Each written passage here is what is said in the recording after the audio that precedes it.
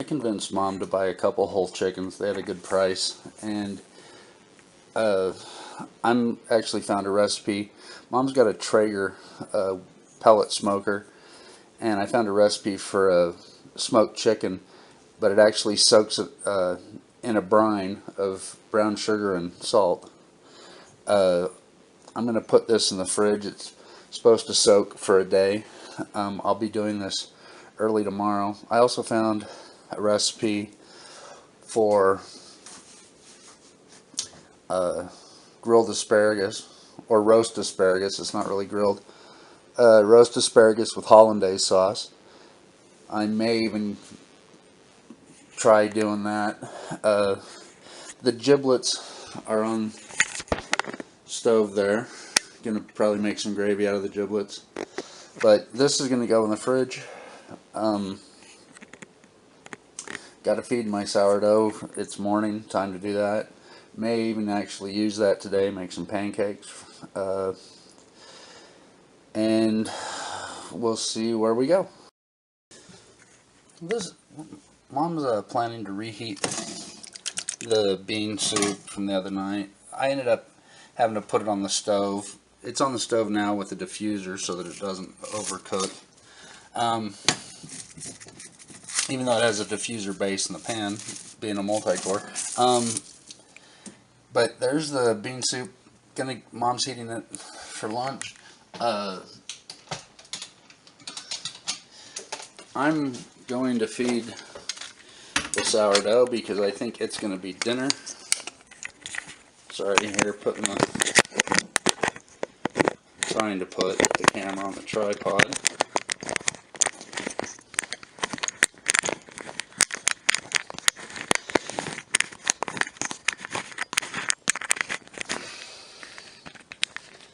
Just for fun, this.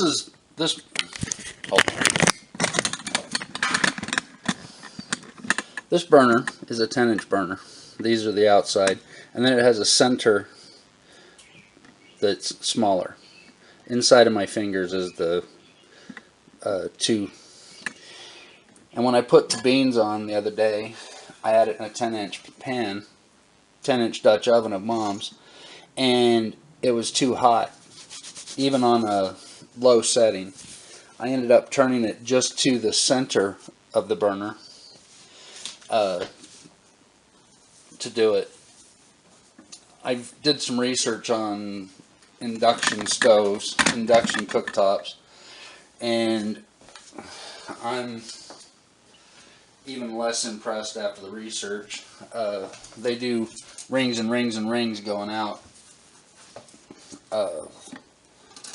and you just keep turning on more rings to get more heat, and they're usually 600 watts per ring, so that's pretty. Look at that sourdough. Doesn't that look good? I know it shows up better on the camera without the.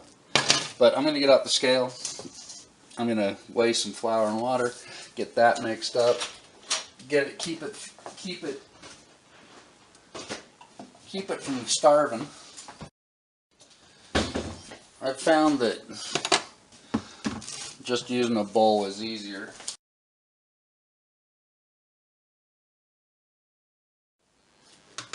I did some research yesterday because I wanted to use the scale more for doing liquids, and while water on average is 1 gram per milliliter, vegetable oil and milk are not, and milk can vary a lot based on fat-free milk or whole milk. But I did do some research on that and figured out what the weight would be based on those amounts for a cup of each. And it's not the 250 milliliters, 250 grams that a lot of people recipes just say put in 250 grams for a cup. I don't remember the exact numbers, but I did do that. We'll talk about that another day. I just did the dishes after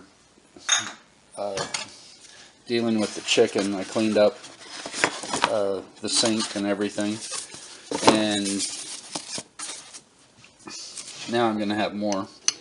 Oh well, that's the thing with cooking, it's like a non-stop cleaning.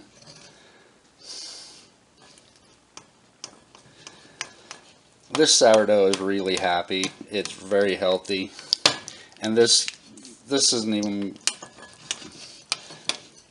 my starter. My starter's in the fridge. I'm storing it. I need to get it out and feed it, but not right now.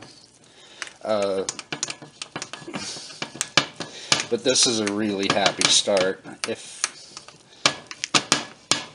it were me alone, this would probably be just fine, keeping it out.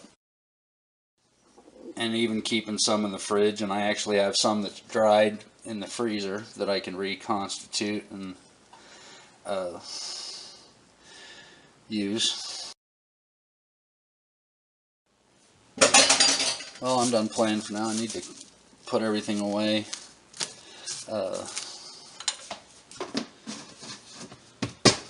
Keep thinking about Dream Kitchen, broke guy, you know. And growing up, we had stainless steel milk cans that Mom used for sugar and flour. She could get a lot of sugar in them. I don't remember the sugar being full very often because it took so much more weight of sugar, and you don't use as much. And the flour probably held 75 pounds worth of flour.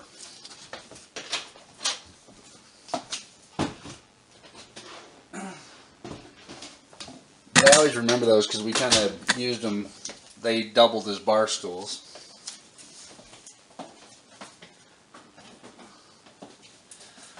They had the only downfall is we never actually emptied them before or very rarely actually emptied them before we added more flour, for example. And so the flour at the bottom would cake in and get a little musty on occasion. But Mom did bake quite a lot. I remember 25-pound bags of flour and sugar coming in the house. She also did candies. Oh, that glass thermometer that I was playing with the other day is actually a candy thermometer. It actually has scalded milk, soft boil, hard crack, soft crack, hard crack, deep fat frying. I guess it's everything, but it can be used for candy, which is the hard and the soft. But I'm going to go for now. We'll get back to it. Last fall there was a truck on the side of the road across the street from the dog groomer that had peppers for sale. I didn't buy any peppers. I bought some crushed pepper. This was full.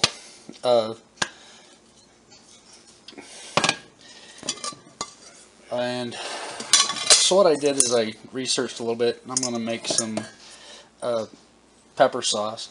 I rehydrated some of the peppers so I can do the sauce, some of the powder. You put this through a food processor if you're using fresh peppers, so I figure should be okay for consistency. All the recipes I found online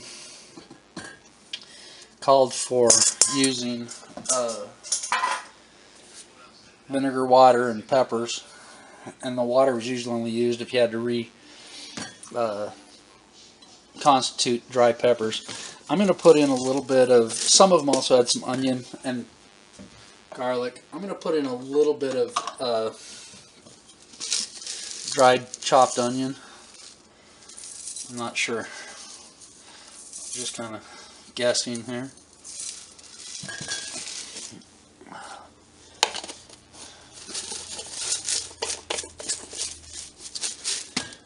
some garlic powder. That I will guess a little less on. Got a teaspoon here.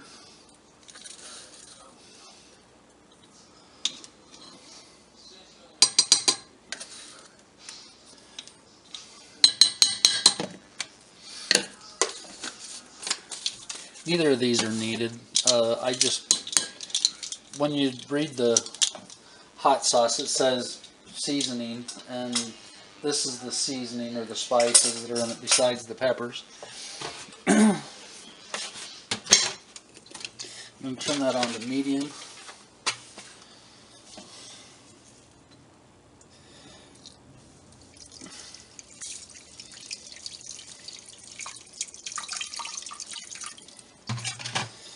Have about a cup or so of the white distilled vinegar.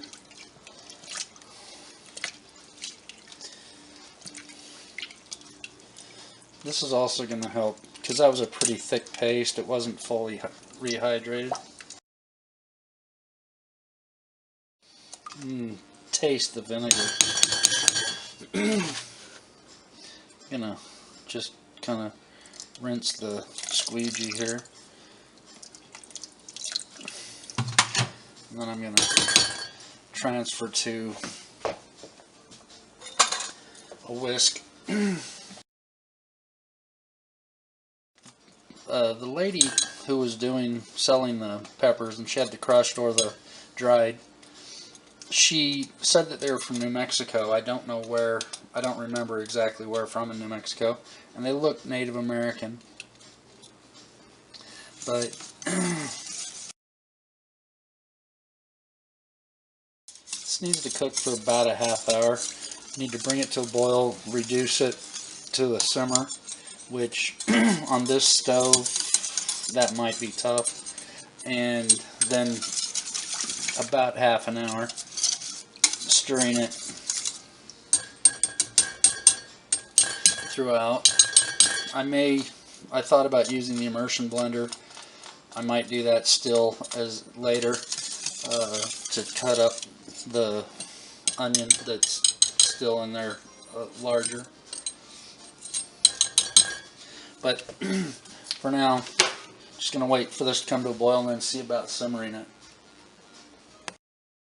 Something that all of them had that I didn't put in is a little bit of salt. They put about a teaspoon. I'm not going to put that much. I'm going to go about a quarter teaspoon. This has been cooking for about 10 minutes, but it hasn't boiled yet. While I'm waiting for it to boil, I'm actually going to, I've got the giblets still going from the chicken. I'm going to take them off. I'm going to cut up real fine the organs, the neck. I'm going to try to debone. Probably going to make some gravy out of that chicken, I believe. But we'll get back to it as it gets hotter. The stove, not the peppers.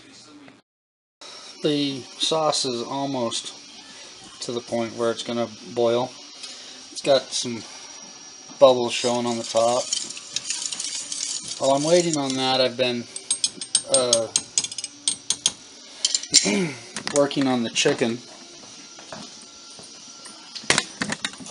This is the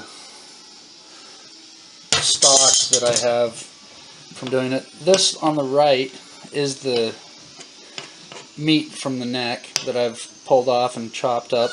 There's where the skin was over here. And over here is the liver and the heart.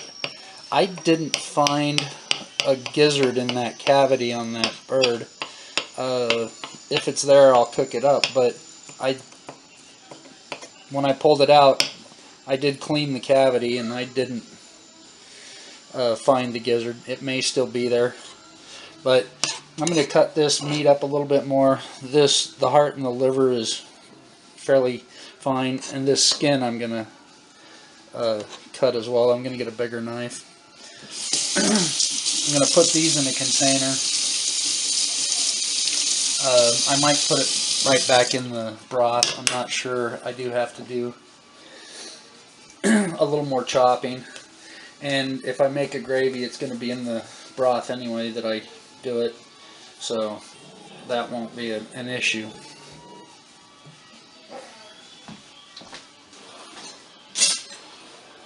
I'm going to go with a little bit bigger knife.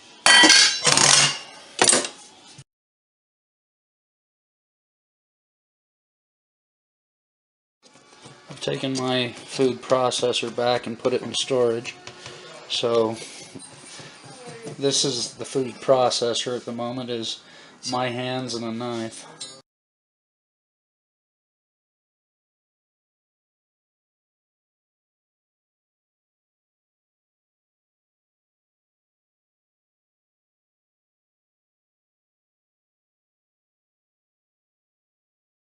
This would be a good start for soup. But for now it's just stock with the giblets in it, or at least the heart, liver, and neck. This is just starting to bubble. It's been about 23 minutes. I'm not going to adjust the heat on this stove. It's too temperamental. Seems you turn it down and you still boil.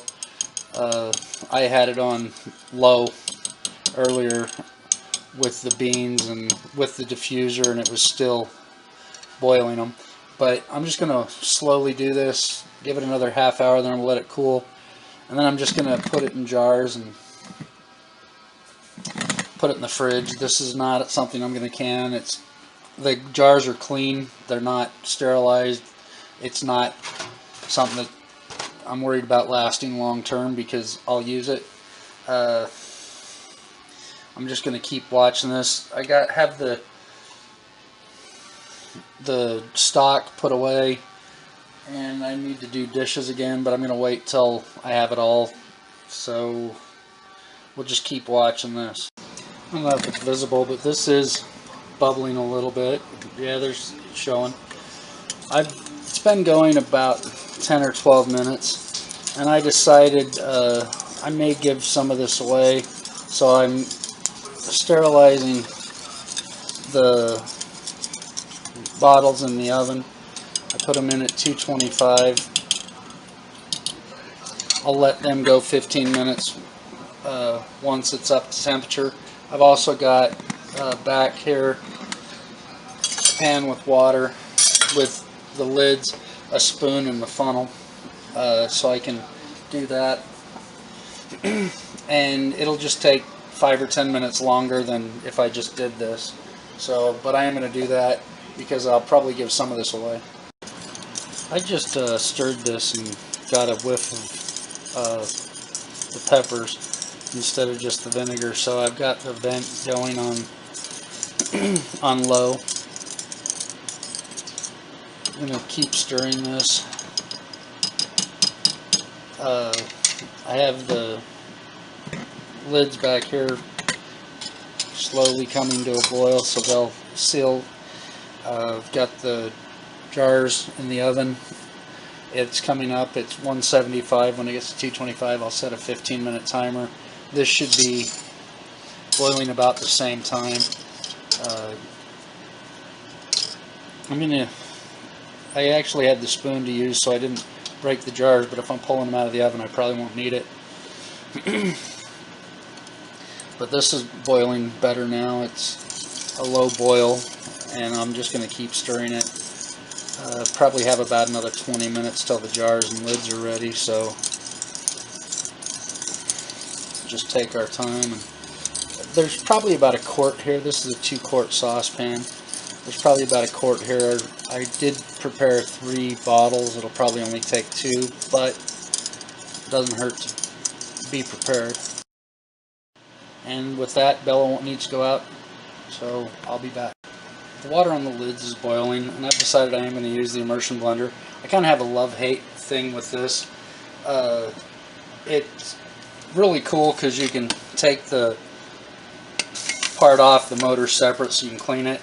However, it's not sealed around the bottom, and you get stuff up inside of it. and so it makes it harder to clean, and so it's just love-hate, but it will do this job for me. I'm going to get a scraper, clean this off, put it in the wash, into the sink. It'll definitely take a lot because it draws the liquid up between the plastic and the metal. Definitely not the best design feature. Almost think the old Baymix are better. I was looking at them actually the other day. They're not really old, they still make them, but gonna have to keep stirring this. It's definitely, I'm turning it down, see if it actually does go down.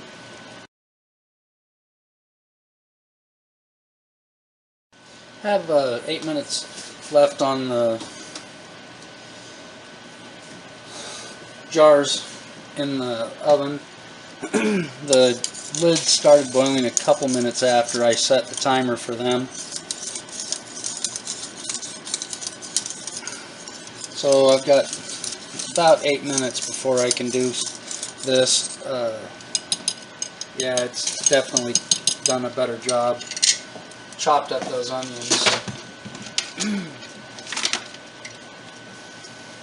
I don't have any smaller jars, so I'm going to be using the pints.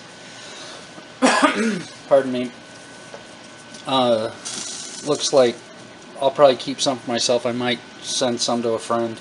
Do a couple of them half full. But I need to get another scraper. I don't have another clean one. Well, I do have one. Last one. I've got a couple in the dish drainer, but I've got to do dishes again. We'll get back to it. The oven timer has 3 minutes left on it since it reached 225 degrees. This is bubbling here with the lids. I've got this, the consistency's just about perfect. I guess I could thin it, but I really don't want to. I want to leave it. I think I'm going to move the camera to the side. I've found that getting bottles out of the oven actually works best using a towel. And I just got a little bit on the handle of this over here off the whisk, and I just licked it off, and it's not too hot. It's just a good flavor. This was their mild when I got this. They had them M&H on the stuff, but this was their mild powdered red pepper. It smells really good. It's not real hot, I don't think. But I'm going to just move the camera so I can get the jars out and work with them. And we'll be right back to it.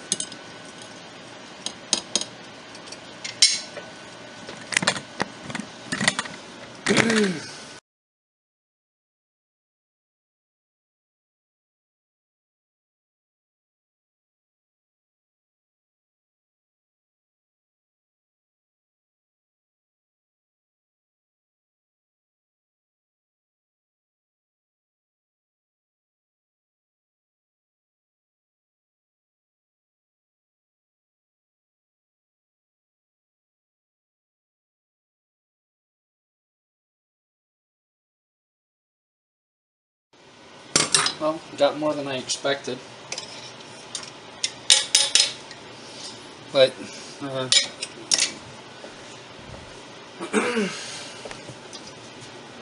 at least I had enough jars ready. I mentioned to a friend that I was going to make this, and they seemed really excited, so I guess since I actually went through the trouble of sterilizing, just turned off the oven there, I actually went through the trouble of sterilizing the jars and prepping the lids so that they'll seal, or that they should seal. I may end up giving them some. I'm gonna do the dishes now. It's been another fun day in the kitchen. I'm gonna try to clean this pan. I noticed the other day boiling eggs, putting a little bit of salt in helped with the hard water in the pan. So I'm going to put a little in now to maybe keep the hard water stains off. I'm going to clean this up, and I actually can't wait to try some of this. There's enough there. I might put some on an egg or something. We'll see. There are the 3 pints I got of the hot sauce, and there's what it was left on the tools. There's about, I don't know, a teaspoon and a half or so there. I'm just going to put this in the fridge. These, I'll just wait to hear them pop, and then in the morning I'll do something with them, mark them, stuff like that. I'm glad I actually spent the time to sterilize the bottles and boil the lids so that they would seal. All the recipes I found online, they were saying just put it in a container in the fridge and it should be good for 6 months. With all the vinegar in it, it should be good for a lot longer with a good seal. This was the last one. I didn't stir it as I was doing it, and it had a little bit thick at the bottom. I tried to stir it as I was taking it out with the scraper. So this one will probably be the thickest. I'm going to leave that one for here. It's actually got a little dent on the ring there. So none of these have been sealed lids, but the jars have been used for flour and stuff that I've done. So the seals were still new. I always write on the lids so I know if they've been used. I'm going to do the dishes. Thanks for playing with me. And I can't wait to taste it. This, I'm sure, will be wonderful on something. There's about a tablespoon, maybe a teaspoon or a teaspoon and a half in there. Not a lot. Just didn't want to waste any more than I had to. So, thanks again for playing. We'll get back to it. Thanks for watching Perhaps Cooking. Feel free to share, give me a thumbs up, or subscribe.